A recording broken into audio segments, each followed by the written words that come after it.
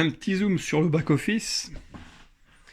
L'alimentation donc se fait via des prises téléphoniques avec 4 paires de fils, une paire de fils pour traction, une paire de fils pour le power qui alimente les décodeurs, une paire de fils pour les accessoires et une paire de fils pour la boîte de programmation. Avec ça, normalement, c'est suffisant. J'ai prévu une barrette de raccordement sur laquelle je retrouve l'ensemble de mes fils. Bon, les soudures sont un peu moyennes, je vous l'accorde. Les branchements que je vous propose ne sont pas du tout ceux préconisés par la FFMF, même si la feuille présentée en porte le sigle en haut à gauche.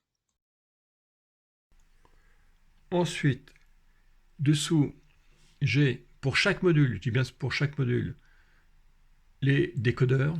Pas question d'avoir des fils qui passent d'un décodeur à un autre module.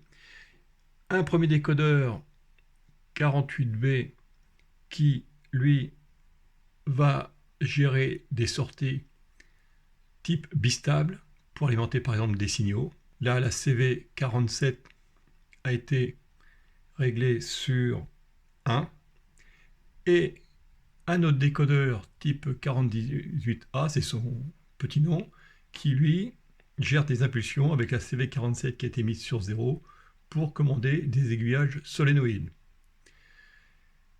J'aurais pu mettre aussi un autre décodeur pour des moteurs lents avec la CV47 réglée sur 6. Certains décodeurs permettent de régler chaque sortie soit en mode bistable, soit en mode impulsion, etc. etc. Bon, c'est le cas des décodeurs ESO et je sais que DigiKey fait des décodeurs de ce type-là qui valent évidemment un petit peu plus cher. Ici, on a le relais qui commande ma polarité de zone sur un appareil de voix. Donc ce relais est forcément commandé ici par cette sortie en mode bistable. On a un signal qui est commandé directement par une sortie type bistable de la DR4018B.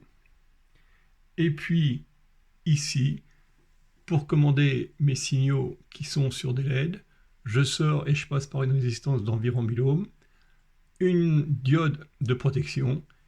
Je vais ensuite sur le signal, sur la LED qui m'intéresse sur mon signal. Et ensuite aussi une autre barrette de raccordement qui me fait le lien entre la DR4018 et le signal.